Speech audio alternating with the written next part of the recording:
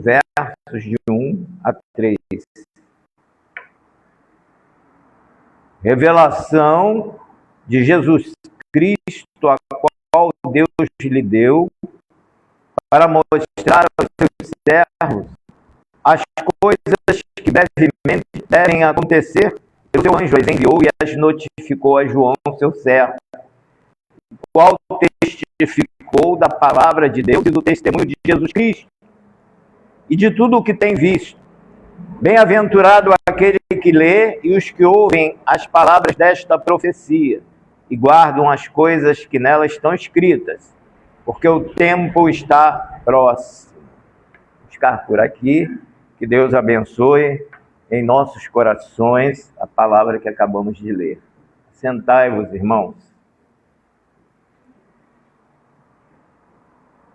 Quando o Apocalipse foi escrito, por volta dos anos 95 da era cristã, tinha como objetivo consolar e encorajar os cristãos que estavam sendo cruelmente perseguidos pelo imperador romano, revelando-lhes que Deus estava conduzindo a história e que haveria a manifestação da justiça e a punição dos inimigos de Deus, no juízo final, quando os servos de Jesus então seriam recompensados pela sua fidelidade a Ele.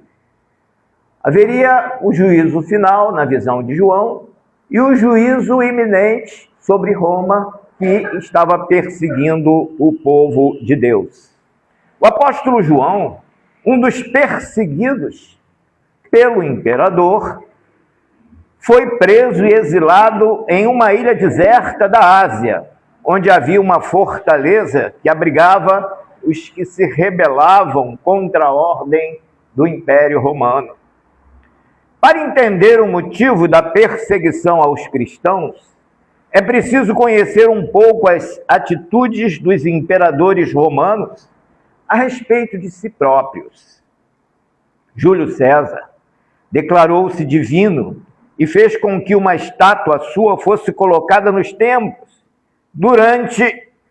justamente com os outros deuses, durante os trabalhos realizados. Augusto César, que reinou de 31 a.C. a 14 depois de Cristo, aceitou o título de Sebastos, que significa digno de reverência e adoração, e aceitou que nas províncias fossem construídos templos em sua honra.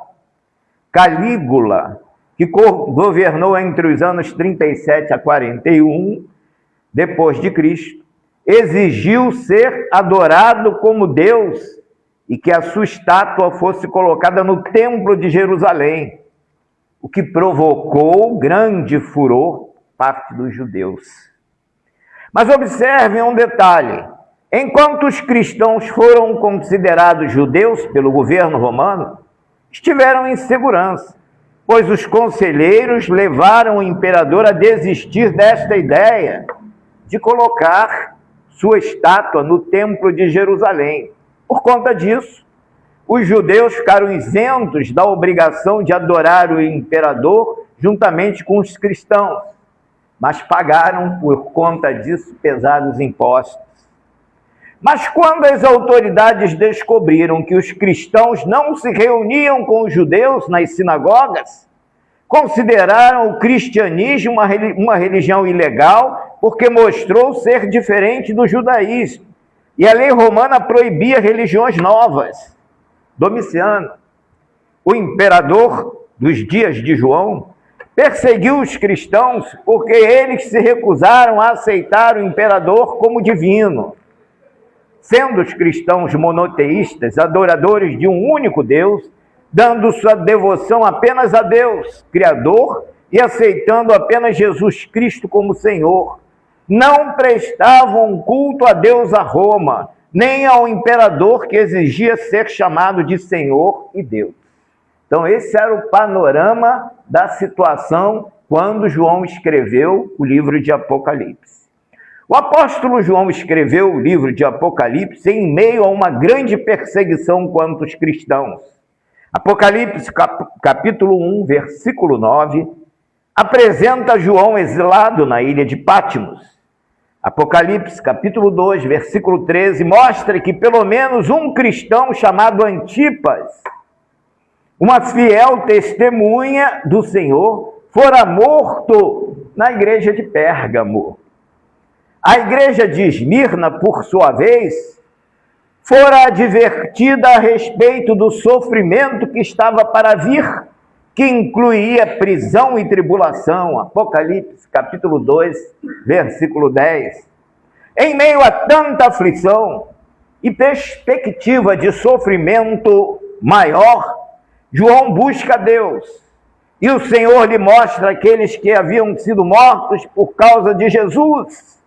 João viu também uma meretriz que estava embriagada com o sangue dos mártires. Isso está registrado no capítulo 17, que ainda não chegamos lá nos estudos, versículo 6. A meretriz, neste texto, é Roma, que estava, à época de João, matando os cristãos e ainda mataria muitos outros durante algum tempo. Dois escritores romanos, Tácito e Suetônio, informaram que houve perseguição aos cristãos em 64 depois de Cristo, movida pelo imperador Nero, que pôs fogo em Roma e acusou os cristãos.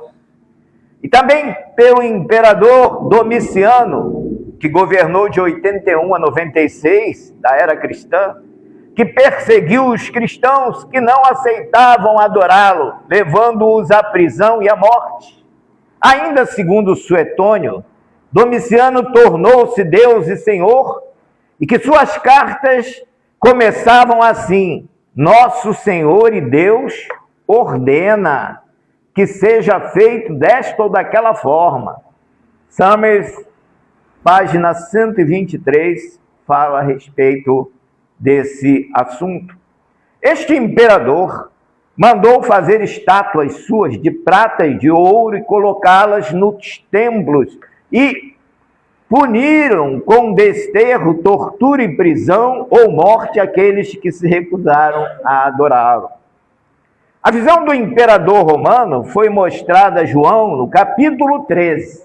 Então Jesus mostrou a João quem era o imperador no capítulo 13 de Apocalipse, identificando-o como a besta que saiu do mar. Como João estava preso, nada podendo fazer por sua defesa, bem como por seus irmãos na fé, buscou desesperadamente a Deus através da oração, que é o recurso que nós cristãos temos para resolver as nossas questões diante de Deus. Foi quando Deus, ouvindo sua oração, revelou-se a ele. O livro de Apocalipse apresenta como sendo João um servo de Jesus Cristo, irmão dos cristãos da Ásia Menor e companheiro deles na aflição. Apocalipse, capítulo 1, versículo 9. Esse livro é chamado pelo seu autor de Revelação de Jesus Cristo. Essa revelação, que tem sua fonte em Deus, vem por meio de Jesus Cristo, que é o agente através do qual esta revelação é comunicada aos seus servos, que somos nós, os cristãos. A revelação foi notificada por um anjo a João. A palavra grega traduzida por notificou, quer dizer mostrada por sinais, símbolos, a mensagem do Apocalipse. Ela foi dada através de símbolos, que são sinais visíveis de algo invisível, de uma ideia ou de uma qualidade. Assim sendo, a linguagem deste livro deve ser entendida como figurada, e poucos são os textos em que podemos tomar a linguagem como literal. Através da revelação feita ao discípulo amado, Deus quer mostrar aos seus servos as coisas que brevemente deveriam acontecer, isto é, coisas que moralmente eram necessárias para que um fim justo fosse cumprido. Havia uma necessidade urgente de que aquelas coisas fossem cumpridas para que o povo de Deus, tão oprimido, visse seu braço forte estendido a ele numa época de aparente desastre, ou de real desastre, que eles estavam vivendo. Irmãos, tem gente que entende que o livro de Apocalipse é para o fim dos tempos. Não teria o menor sentido ele ser escrito numa época em que a igreja precisava tanto de conforto e a mensagem fosse para tempos futuros. Perfeito? O Apocalipse foi escrito para aquele momento, para aquelas igrejas que precisavam saber que Deus estava no trono e que era maior do que o imperador que se julgava Deus que estava no trono terreno. João estava escrevendo para um povo que estava sofrendo, que estava com vida ameaçada e que precisava de uma mensagem de conforto e de fortalecimento imediato. Assim, o que acontecerá logo é providência de Deus para a causa de Cristo, para que ela triunfasse antes que houvesse a vitória do Império Romano. É essa a finalidade do Apocalipse. Não se deve olvidar que qualquer carta ou escrito de algum preso estaria sob rígida censura por parte das autoridades que guarneciam aquele presídio em Patmos. Um dos motivos pelo qual o livro de Apocalipse foi escrito em quase sua totalidade por meio de símbolos e enigmas, para burlar a vigilância dos romanos e chegar aos seus destinatários. João, na verdade, não escreveu o livro de Apocalipse por mero capricho ou por vontade própria, mas o próprio Jesus, descrito de forma simbólica por João, foi quem o ordenou a escrever aquela visão e revelação. Eu fui arrebatado em espírito no dia do Senhor, e ouvi detrás de mim uma grande voz como de trombeta que dizia: o que vês, escreve-o num livro e envia-o às 7 igrejas que estão na Ásia, a Éfeso, Esmirna, Pérgamo, Tiatira e a Sardo, a Filadélfia e Laodiceia. A visão começa com João ouvindo uma grande voz, como que de trombetas. Apocalipse, capítulo 1, versículo 10. A palavra como mostra que o apóstolo tentava descrever aquilo que ele ouvira. Não era um som de trombeta, mas assemelhava-se a ele. A missão de João não era falar, mas escrever. E naquela época, os livros eram grandes rolos de papiro escritos à mão. Não como hoje temos os impressos, os livros, umas modernas casas que preparam esses livros, as impressoras, para tê-los em nossas mãos. Assim, João escreveu aquilo que estava vendo. Era através da escrita que a mensagem de encorajamento chegaria às 7 igrejas da província da Ásia. Hoje nós pregamos através da palavra que é anunciada, através da internet, nós usamos vários meios de comunicabilidade. Mas naquela época se fazia mensagens escritas e faladas, só que faladas não dava, porque João estava preso, então ele tinha que escrever, como de fato escreveu a mensagem de Apocalipse. Através da escrita que a mensagem de encorajamento chegaria às 7 igrejas da Ásia.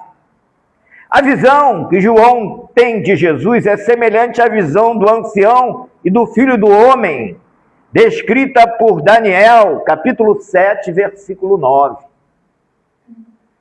Nesta visão fica claro que o filho do homem é Jesus Cristo, e que ele é da mesma natureza divina, ele é Deus. João viu o Senhor Jesus, o qual estava vestido com uma túnica longa até os pés, cingido à altura do peito com uma faixa de ouro. Apocalipse, capítulo 1, versículo 13. Essa era a veste usada pelos sacerdotes judeus, também pelos reis, pelos príncipes e seus amigos. Jesus apresentou-se vestido como rei e sacerdote. Ele é o rei, pois é o Senhor da criação, uma vez que tudo foi feito por ele e para ele. É também o sacerdote, pois mediante seu sacrifício tornou-se o único mediador entre o homem e Deus, 2 Timóteo, capítulo 2, versículo 5. Sendo Jesus rei e sacerdote, constituiu para si um povo de reis e sacerdotes, que somos nós. Além de apresentar-se como rei e sacerdote nesta visão, apresentou-se como juiz, isto é, indicado pelos olhos flamejantes como chamas de fogo. Apocalipse capítulo 1, versículo 14. E pela espada afiada de 2 gumes, que sai da boca, mostrando sua capacidade de penetrar nos mais obscuros segredos, através da sua visão, e distinguir plenamente entre o bem e o mal para dar um juízo perfeitamente justo. João viu o Filho do Homem como rei, sacerdote e juiz, no meio de 7 castiçais de ouro, que são as 7 igrejas, das quais o livro que lhe é ordenado escrever deve ser enviado. 7 castiçais, 7 é o número da totalidade, da perfeição. Os castiçais representam as igrejas, todas as igrejas, e Jesus passeando no meio delas, sustentando em sua mão direita os pastores, que somos nós. Na explicação dada a João, as 7 estrelas que estão na sua mão direita significam o anjo da igreja, ou seja, os pastores de cada igreja que estão sob o seu controle. A mensagem de Cristo estava no meio das igrejas, tendo o destino delas em sua mão, serviria para o encorajamento dos cristãos daquela época. Os crentes perseguidos pelo imperador, sendo obrigados a adorá-lo, a se curvar-se diante dele, reconhecendo o imperador como Deus. Negavam essa atitude, eram massacrados, justiçados, presos e mortos. João então mostra essa cena através de escritos, que eles não estavam sós. A visão de João tinha 2 cenários, um na terra, outro no céu. Na terra, a figura dos imperadores romanos, pela besta que saiu do mar, que representa os povos e nações do mundo. Apocalipse capítulo 13, versículos de 1 a 10. Uma outra besta vinda da terra, que é identificada como uma organização religiosa imperial, que ajudava e obrigava as pessoas a fazer culto ao imperador. De acordo com o novo comentário da Bíblia, o dragão, tendo falhado em destruir a Cristo e ao seu povo, isso está registrado no capítulo 12 de Apocalipse, com o título de A Mulher e o Dragão. Ele chama ao seu lado um ajudador, que é essa besta que saiu do mar, e vem subindo do mar, mostrando o seu caráter como um monstro marítimo. O dragão nós sabemos que é o diabo. O diabo então levantou uma besta do mar, isto é, do meio dos povos, que é o imperador romano, para tentar destruir a igreja do Senhor. A segunda besta, por outro lado, vem subindo da terra. Esta diferença existente entre Behemoth, o monstro terrestre narrado em Jó, capítulo 40, versículo 15 e seguintes, e o Leviatã, um monstro marítimo de Jó, capítulo 41, são criaturas que nos livros proféticos servem para tipificar as forças que se opõem a Deus. Os pormenores do monstro marítimo, ou seja, a besta que veio do mar, são tirados de Daniel, capítulo 7. Aprendemos de Apocalipse, capítulo 17, versos 5 a 9, que ele representa o poder de Roma, sendo as 7 cabeças uma sucessão de imperadores, ou seja, Augusto, Tibério, Calígula, Cláudio, Nero, Vespasiano e Tito, que governaram de 31 da era cristã a 81 depois de Cristo. Os 10 chifres da besta são 10 reis aliados, Apocalipse, capítulo 17, versículo 12. Os nomes de blasfêmias são os títulos divinos reclamados pelos soberanos romanos.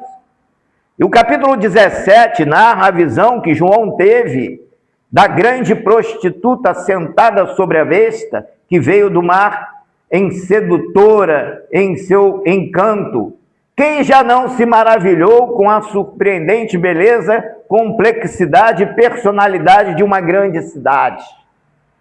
Quem não chegou às raias da reverência quando observou a eficiente máquina de guerra de um estado totalitário ou o maravilhoso complexo de um moderno estado industrializado? João entendia a tentação de se idolatrar o estado temporal por parte das pessoas normais, mas crentes não poderiam ser seduzidos por aquela cidade.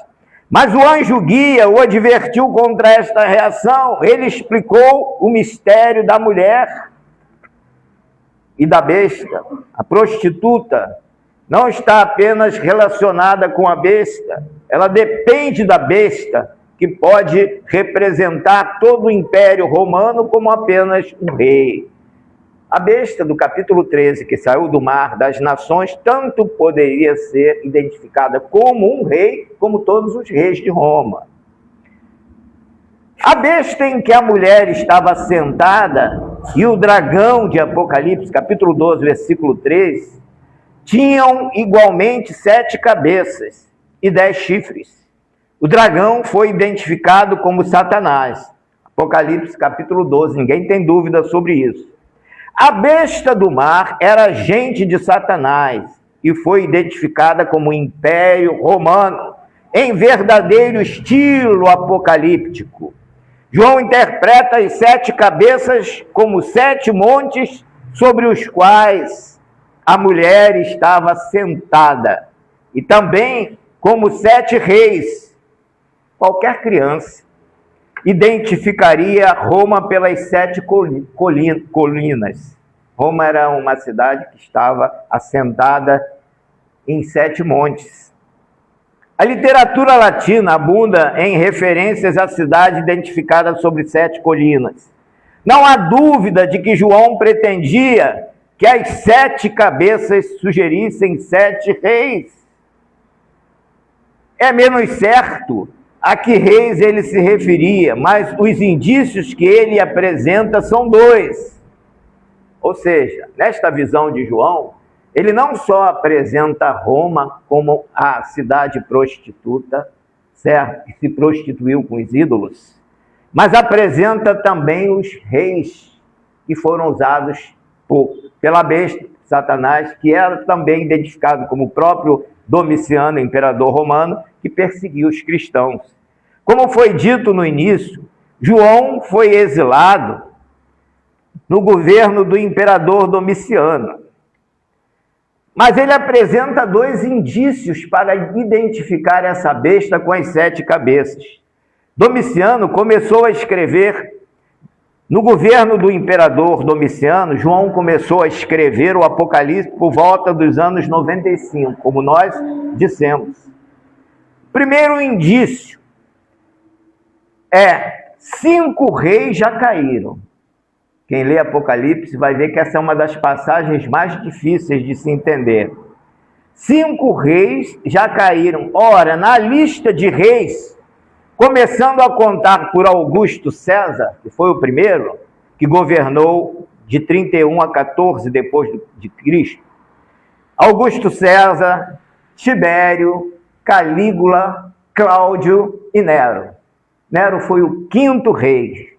O 5º da lista dos que já teriam caído, que governou de 54 a 68 depois de Cristo. Então já vimos que os 5 primeiros que já caíram foram de Augusto César até Nero. O segundo indício que João dá é que o 8º rei é dos 7. O 8º rei é dos 7.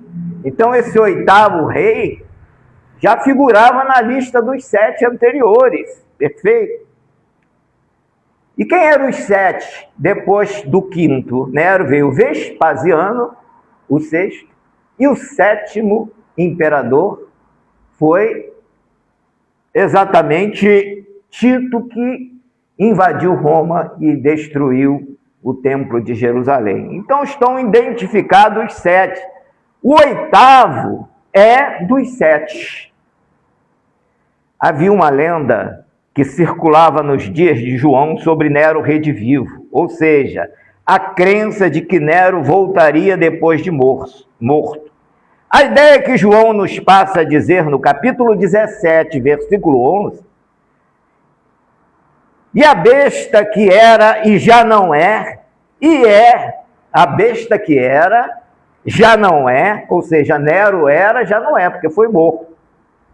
E é ela também, o oitavo, e é dos 7, e vai à perdição. Não resta dúvida que João estava usando o mito do Nero ressuscitado, cujo retorno dos mortos para lutar contra Roma era largamente esperado quando este livro estava sendo escrito. Na verdade, João estava querendo dizer que o oitavo rei, ou seja, Domiciano, tinha a mesma crueldade de Nero. Nele estava presente todo o mau caráter e maldade daquele que incendiara Roma. João se transportou para a época do 6º rei, Vespasiano. O que existe? O 7º é vindo, que é o imperador Tito. E o 8º, de acordo com o entendimento de João, ao apresentar Nero na pessoa de Domiciano, estava se reportando, na verdade, ao 8º rei, que é também um dos 7. Entenderam? Domiciano, ele mostrou Domiciano como cumprimento da lenda do Nero redivivo. Não que Nero tivesse, vamos dizer assim, ressuscitado na pessoa, mas ele veio no espírito, na crueldade de Nero. Mesma crueldade que Nero tinha, Domiciano também tinha igual. E a mulher prostituta sentada sobre as 7 colinas e sobre os 7 reis representa a cidade de Roma, corrompida pela idolatria e prostituição com vários deuses pagãos. Ela é chamada prostituta, que se embebedava com o cálice do sangue dos mártires que ela mandava executar na sanha dos imperadores romanos. Quanto à besta que saiu da terra,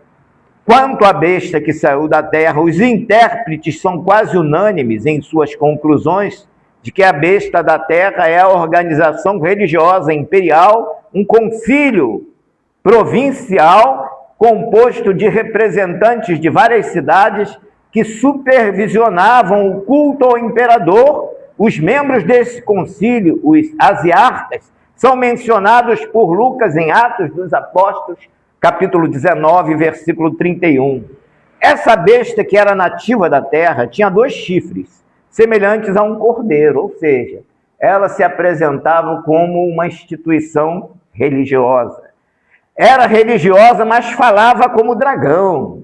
Era enganosa. A descrição é simples em comparação com o retrato da primeira besta. Sua aparência é comparada com Cristo, sugerindo tanto a sua natureza religiosa como uma paródia de Cristo. O fato de falar como dragão pode significar um rugido alto ou estar se referindo às blasfêmias que ela proferia. Mais adiante, ela é identificada como falso profeta de Apocalipse, capítulo 16, versículo 13. Formando uma espécie de triunvirato maligno permanente. Essa besta opera como agente da primeira besta na sua presença. Domina a terra toda e os seus habitantes. Ela obriga as pessoas a cultuarem o imperador. Era aquelas pessoas que trabalhavam, como hoje nós temos pessoas que trabalham para eleição de candidatos, elas trabalhavam para que o povo adorasse o imperador naquela época. O dragão deu o seu poder à besta, ou seja, o diabo deu o poder ao imperador, que por seu turno delegou o poder à autoridade à besta da terra, que seduziam as pessoas com falsos poderes mágicos e as induziam a adorar o imperador, às vezes de forma coercitiva.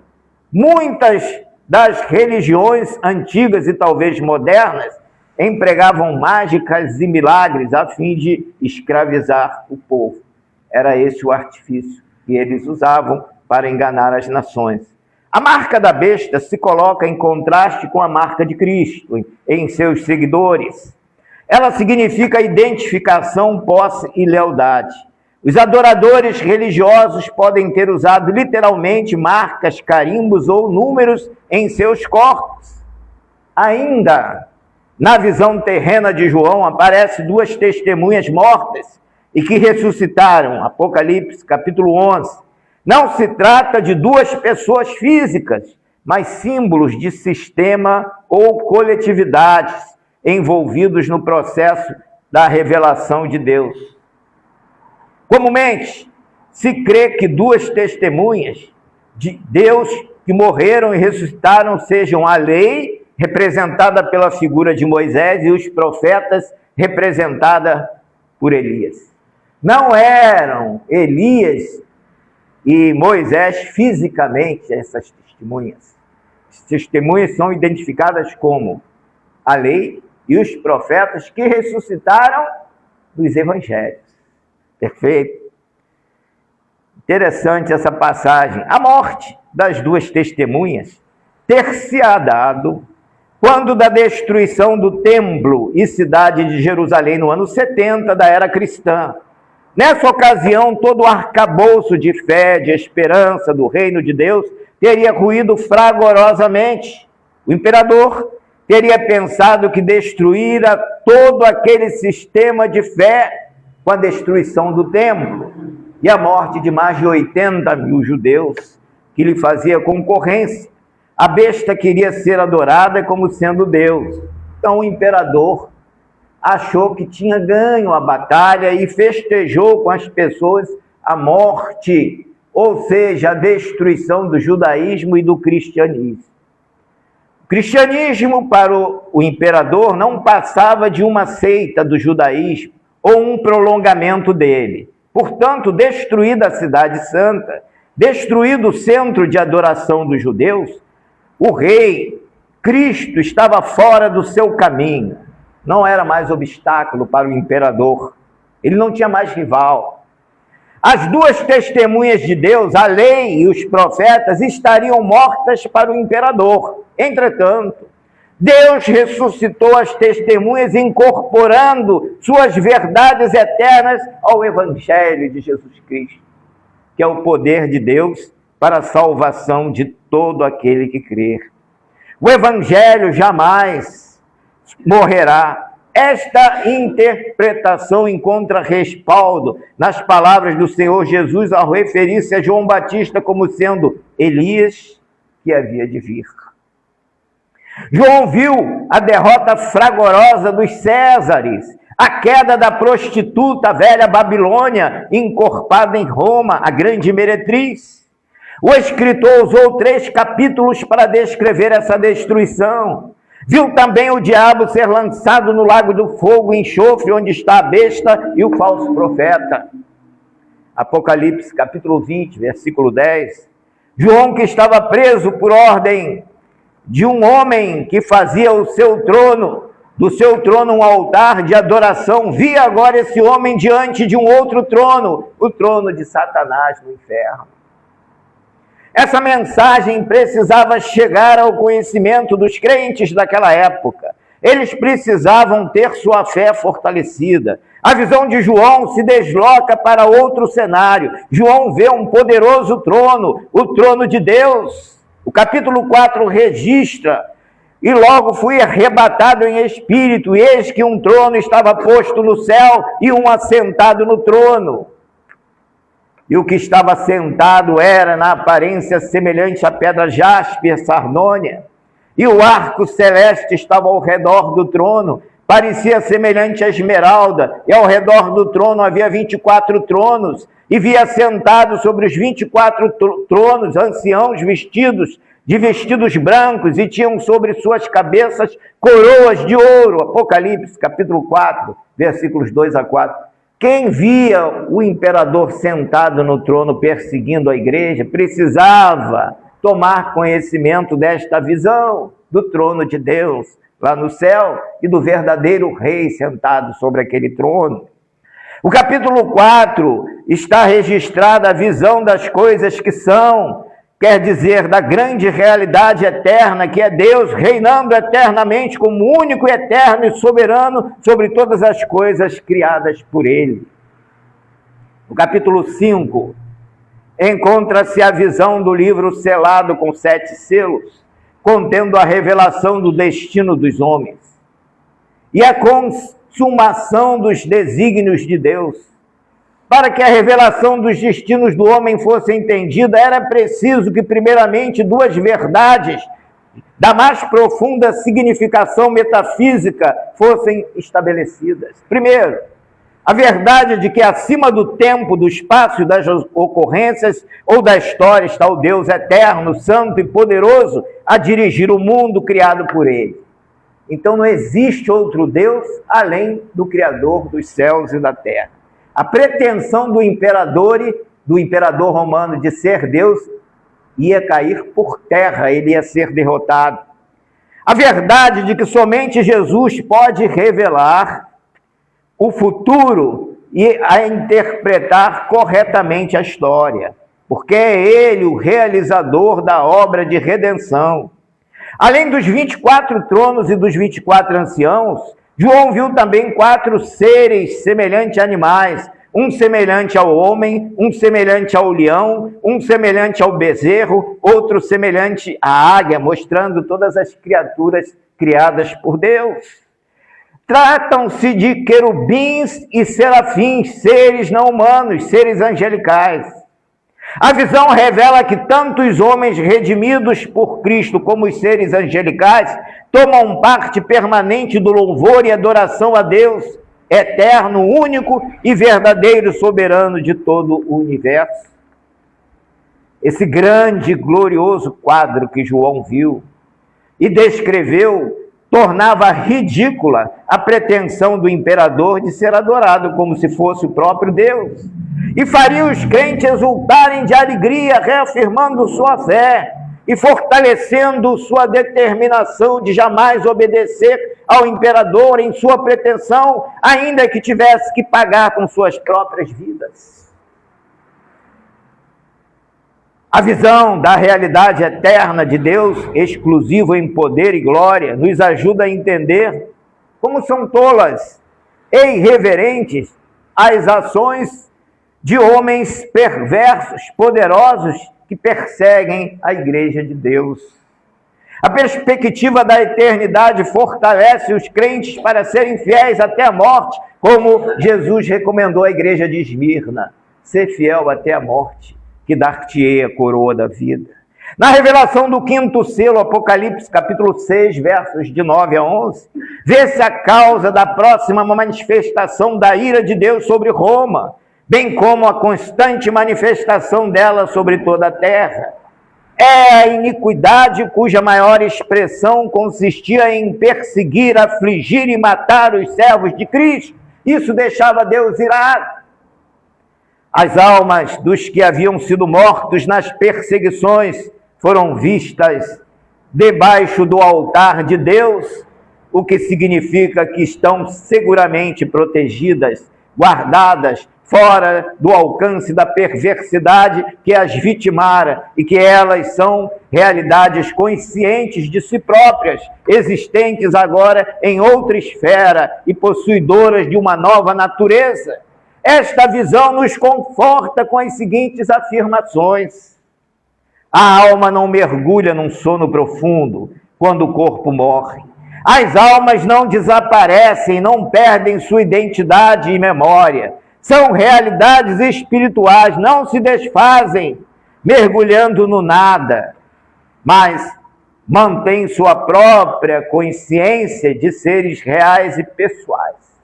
Ele viu a alma dos que tinham morrido na senha dos imperadores debaixo do altar, ou seja, protegidas por Deus. O diabo pode até atingir o nosso corpo, mas jamais atingirá a alma daquele que tem o selo de Deus, que tem a marca de Jesus Cristo. A marca que os 144 mil tiveram na visão de João.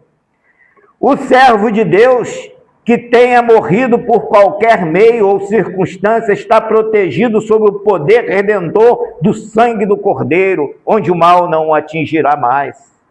Um dia, com a volta de Jesus, essas almas reaparecerão em essência e forma diferentes para habitar com Deus por toda a eternidade.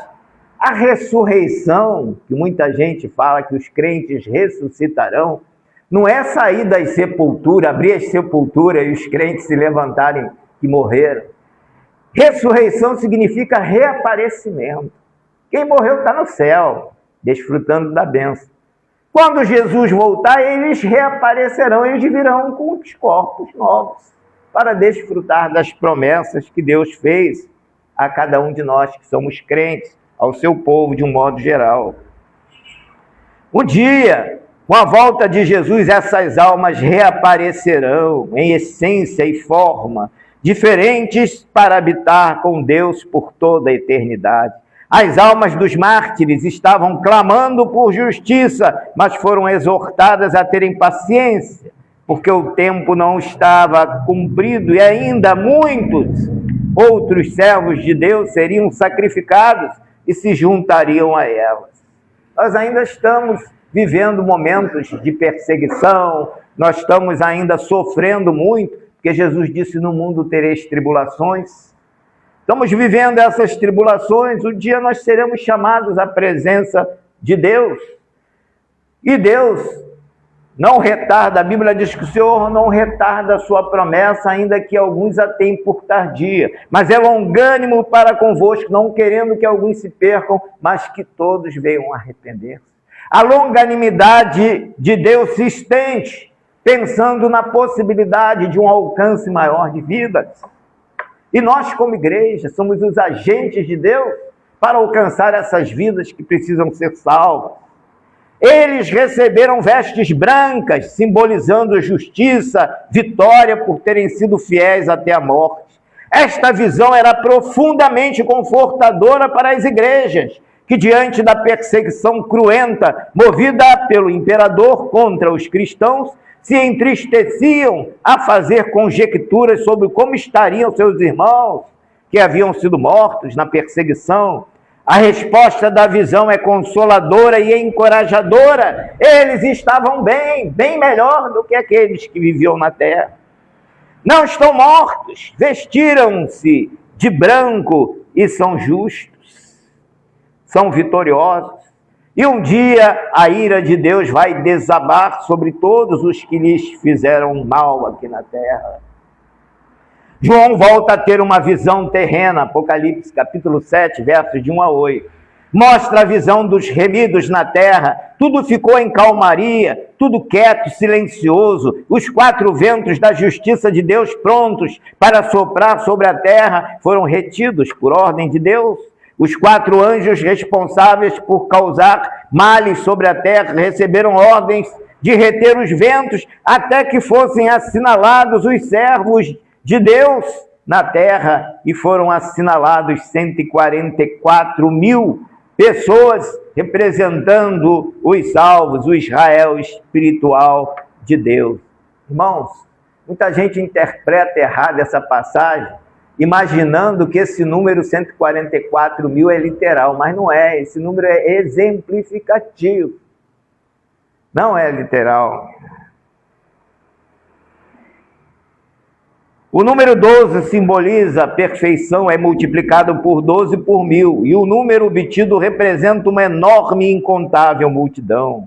Numa outra visão agora do céu, o povo de Deus está nesse momento dividido em 2 segmentos. A parte que está na terra, no momento em que acontecerão os fatos da visão, e a parte dos que já estavam lá no céu, ou seja, tinha crentes na terra, selados pelo Espírito Santo de Deus, e crentes lá no céu, que já estavam desfrutando da bênção de Deus. A parte dos que estavam no céu. Aqui, em vez de um número definido, a revelação é de que se trata de quantidade numerosíssima e incontável. Os crentes no céu aparecem com vestes brancas, já havia dito que as vestes brancas simbolizam a vitória e a justiça. Trazem folhas de palmeiras em suas mãos, simbolizando alegria, júbilo, pela vitória, pela conquista. Um dos anciãos me falou dizendo: estes que estão vestidos de vestidos brancos, quem são? E de onde vieram? E disse-lhe: Senhor, tu sabes. E ele disse-me: estes são os que vieram da grande tribulação e lavaram seus vestidos e os branquearam no sangue do Cordeiro. A grande tribulação, para aqueles cristãos dos tempos de João, foi aquela movida pelo Império Romano. Para nós, significa a vida que vivemos com as tribulações pertinentes à nossa época. Se enfrentarmos alguma perseguição como eles enfrentaram, será a grande tribulação dos nossos dias. Não é uma grande tribulação especial que virá no final dos tempos, em que os crentes serão levados em arrebatamento, como alguns dizem, para evitar que sofram nessa tribulação. Não é isso. A referência que a Bíblia nos mostra aqui é que a tribulação que enfrentamos é o dia a dia de sofrimento. Eles enfrentaram esse momento com o imperador. Nós podemos enfrentar também uma besta que possa surgir de repente e passar a massacrar as igrejas de Cristo atuais. Nós estamos livres disso. Mas independente de qualquer tipo de ação contra a igreja do Senhor, nós sabemos que no mundo teremos tribulação. Se estivermos vivos na volta de Jesus, seremos transformados e o encontraremos, e encontraremos também sua comitiva, constituída de servos que deixaram este mundo, estão com Cristo. Esse episódio tem o nome de ressurreição para o juízo final. Nessa ocasião, o Senhor separará os bodes das ovelhas, consolidará o seu reino para sempre. A pergunta a ser feita não é se você é membro de alguma igreja de Cristo, mas sim se você é bode ou ovelha, trigo ou joio. Se for ovelha, no aval de Cristo, a sentença é: vinde benditos de meu Pai, possuí por herança o reino que vos está preparado desde a fundação do mundo. Mateus, capítulo 25, versículo 34. Mas se for bode, infiltrado ali no rebanho, como só ia acontecer com muitas igrejas atuais, ouvirá: apartai-vos de mim, malditos, para o fogo eterno, preparado para o diabo e seus anjos. Evangelho de Mateus, capítulo 25, versículo 41. A que grupo você pertencerá? Ao grupo dos bodes ou ao grupo das ovelhas? A resposta está com você, meu amigo, meu irmão. Você pense na vida que tem vivido até aqui. Se você está sendo fiel aos ensinamentos da palavra de Deus, obedecendo-as e cumprindo-as, você é uma ovelha. Mas se você está se rebelando contra a palavra de Deus e não está servindo ao Senhor como servo fiel, então você está identificado como bode. E a Bíblia diz que os bodes irão para o inferno. Mas quem estiver vivo ainda tem a chance de arrepender-se dos seus pecados e aceitar a Cristo como Senhor e Salvador de suas vidas.